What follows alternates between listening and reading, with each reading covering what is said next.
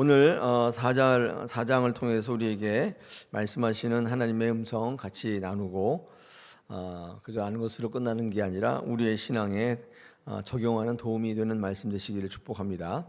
자, 오늘 4장 앞서 우리 어저께 묵상했던 거 우리 3장에서 성전에 대한 이야기가 좀 나왔는데 성전을 지을 터가 나오고 그 다음에 교회가 교회되기 위한 성전을 떠받드는 영적 기둥이죠. 교회가 교회되게 하기 위한 성도들의 영적 성전의 요소, 야긴과 보아스 이런 거 살펴보았습니다.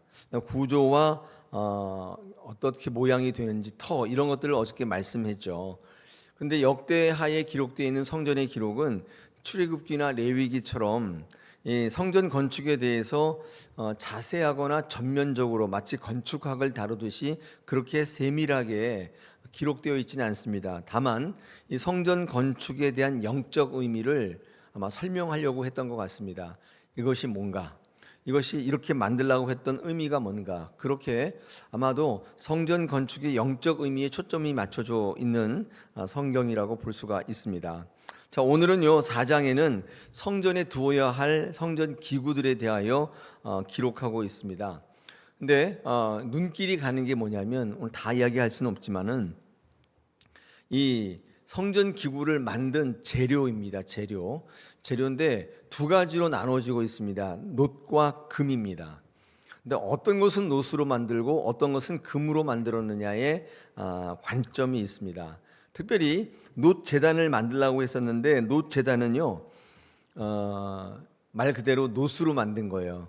근데 우리 뒤에 읽다 보니까 다 금으로 만들잖아요. 19절 보니까 쭉 금으로 진설병 제단 또 뭐 솔로몬의 전에 하나님의 기구를 만들었는데 금 제단 진설병 상들 다 금으로 순금으로 다 만들었는데 왜 이 제단 제사장이 제단을 잡는 제물을 잡는 그 제단은 놋으로 만들라고 했을까? 이 놋이 이 성전의 재료로 쓰이게 된 이유가 뭘까를 한번 묵상해 보겠습니다. 거기에는요 고라당의 반역과 굉장히 연관이 있습니다. 고라당의 반역이 있잖아요. 이 고라당이라고 하는 고라와 다단과 아비람 온 그다음에 그 외 250명 민수기 16장에 갔을 때 보면 하나님께서 아론과 또 모세에게 제사장의 일을 맡기고 민족을 대표하는 일을 맡겼단 말이에요. 맡겼는데 이것을 바라본 고라 자손이죠. 고라가 이제 고라는 그때 어떤 일을 했냐면 성전에서 기구를 다루는 일을 맡았는데 말이 좋아 기구를 다루는 거지 설거지하는 거예요. 뭐 이렇게 이런 거. 그러니까 아론은 굉장히 멋있게 에봇을 입고 이렇게 앞에서 축도하고 막 이렇게 하는데 자기는 저기 설거지나 하고 앉았으니까 굉장히 좀 비교가 되고 속이 언짢았나 봐요. 그래서 이 고라가 단과 아비람과 온 같은 사람 그 외 250명을 데리고 하나님 앞에 대적하고 맞섭니다. 나름의 정의를 가지고 있었는데 그게 뭐냐면 공평의 정의예요. 왜 이 사람들에게만 이걸 시키느냐? 나도 할 수 있다. 모세를 거스렸어요. 그러니까 모세가 어떤 일을 할 때 왜 너는 명령하고 난 들어야 되느냐 이렇게.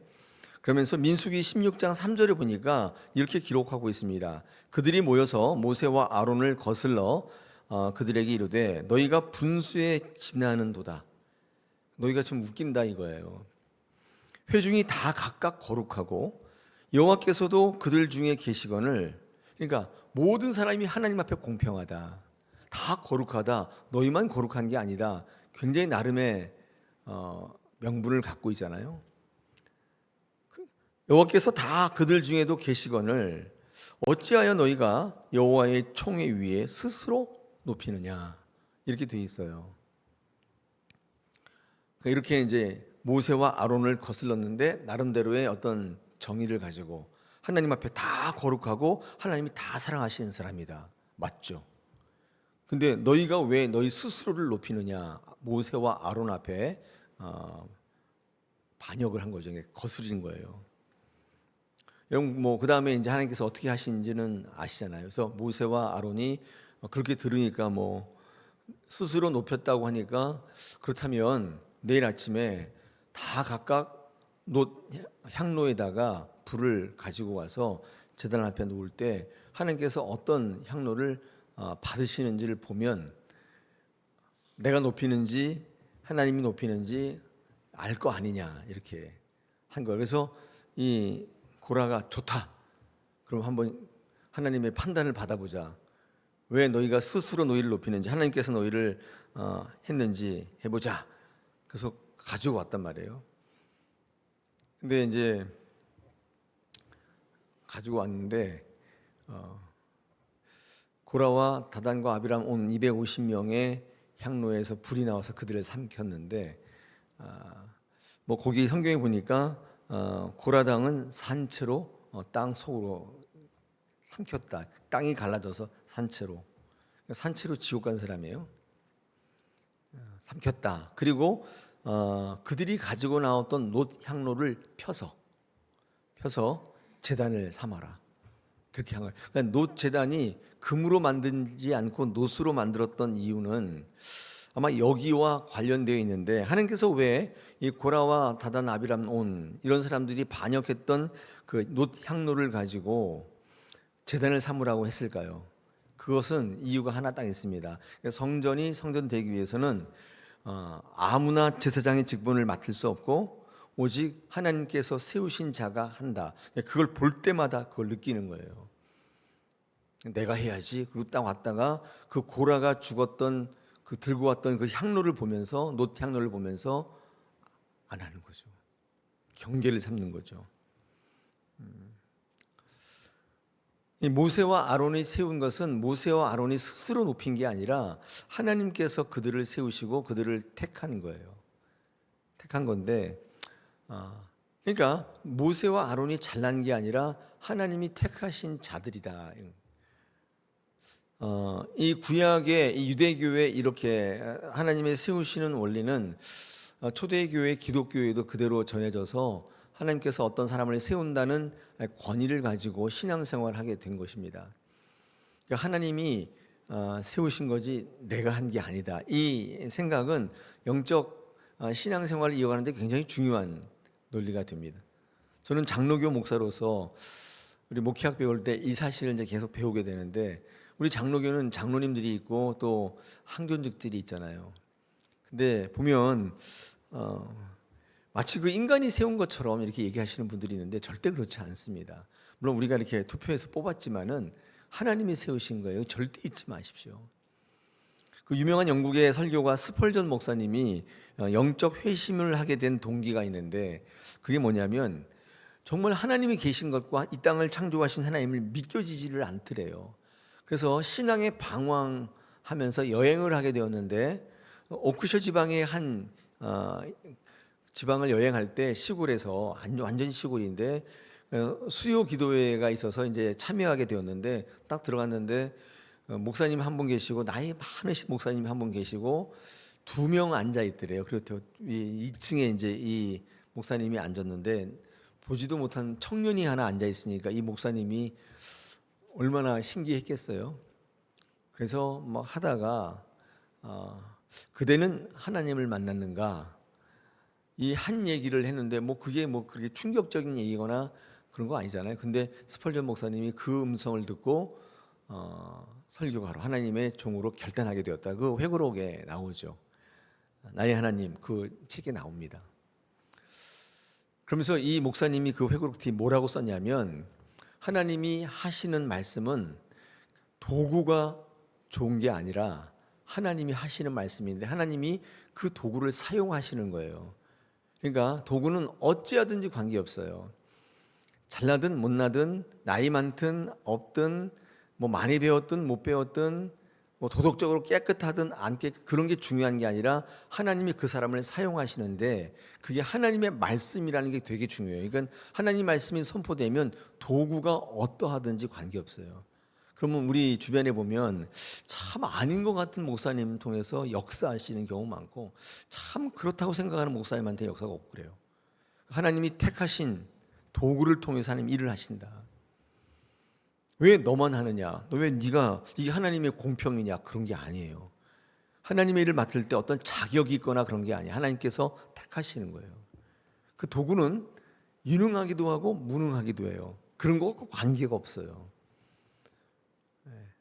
그래서 그 사람을 통해서 말씀하시기 때문에 하나님의 능력이 임하면 도구의 여건들을 가려워요. 그리고 하나님의 말씀이 온전히 드러나게 하신단 말이에요. 근데 우리들은 하나님의 말씀에 귀 기울이지 않고 저 사람이 어떤 사람이냐를 자꾸 보는 거예요.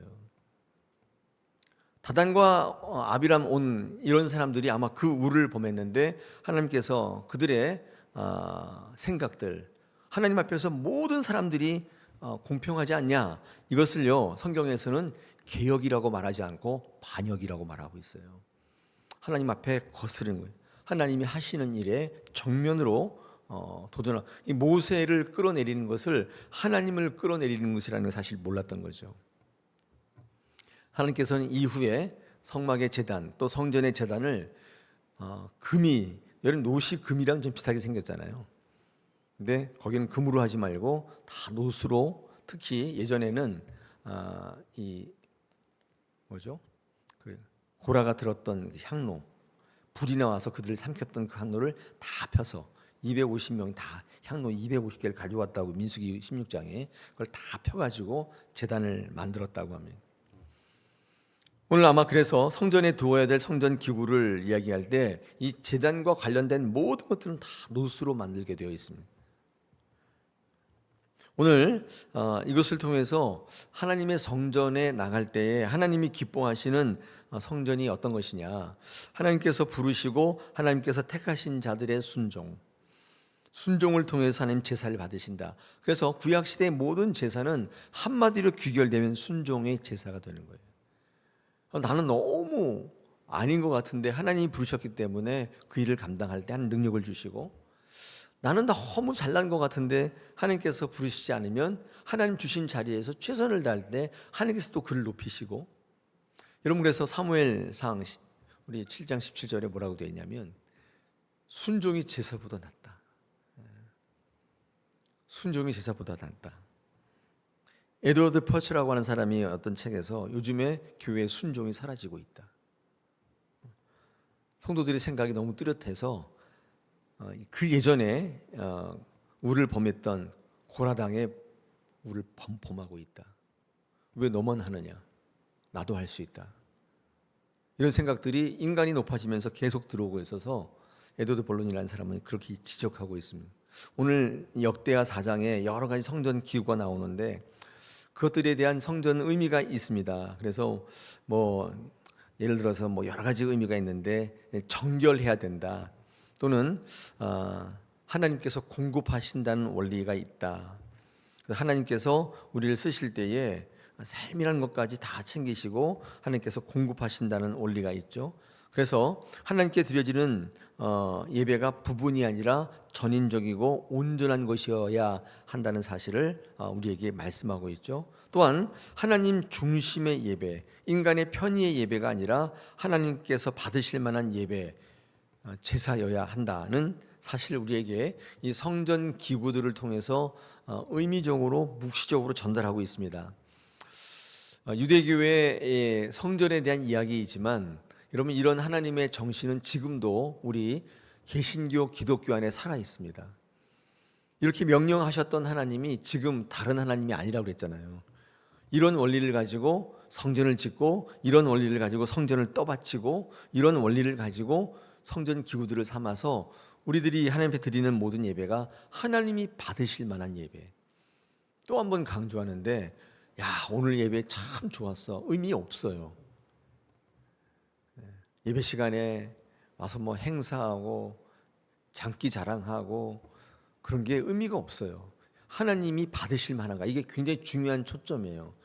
그런데 이 예배를 계획하는 목회자들이 하나님 앞에 드려지는 예배, 하나님이 받으실 만한 예배를 어디서 찾냐면 그동안 하나님께서 쭉 받으시고 하나님이 기뻐 받으셨던 전통적 예배에서 많이 찾아요. 근데 그럴 수밖에 없어요. 왜냐하면 그를 서치하고 발굴하고 적용할 수 있는 능력이 별로 없어요. 저도 예배를 이제 기획하고 할 때 어떻게 해야 될까? 우리 이전까지 드렸던 많은 예배들 가운데 하나님이 기뻐 받으신 예배, 우리 그거를 우리 그 설교 예배학에서는 리터지라고 하는데, 리터지 안에서 발견하게 계속 끌어오는 거예요. 아, 이때 이런 예배를 드렸었지, 이럴 때 역사가 있었지. 그걸 가지고 가서 하는 거예요. 그러니까 주 관점이 뭐냐면 하나님이 받으실 만한 것인가, 아니면 우리들이 즐겁고 기쁜 것인가. 이게 나눠지는데, 뭐 어떤 뭐 학자는 뭐 예배가 페스티벌이다 뭐야, 그런데 그거는 관점의 차이가 좀 있지만, 그러므로 어떤 예배든지 간에 하나님이 받으실 만한 예배, 하나님이 기뻐하시는 예배, 하나님이 드러나는 예배, 예배를 드릴 때 하나님의 생각이 드러나고 하나님의 음성을 듣게 되고, 그래서 내가 그 말씀 앞에 낮아지는 그런 예배가 하나님 받으실 만한 예배. 아무리 학고방 같은 예배당이라 할지라도, 아무리 사람이 없다 할지라도 하나님께서 그런 예배를 기뻐하시고 그런 예배 가운데 임재하신다는 것입니다. 오늘 역대하 4장을 통해서 성전 기구들 쭉 나오는데, 자, 여기 바다는 이 물두멍 얘기하는 거예요. 제사장들이 손을 씻는 그 물두멍을 바다라고 불렀는데, 저기 태평양 바다, 그 바다가 아니라 이 바다라고 불렀다고 해요. 오늘 이 말씀이 여러분의 예배에 참고되시길 바랍니다. 예배하실 때마다 하나님이 기뻐하시는 예배가 되어서 하나님이 기뻐하시는 성도 되시고, 그 예배로 말미암아 복을 누리시고 하나님을 만나는 귀한 여러분 되시기를 원합니다. 우리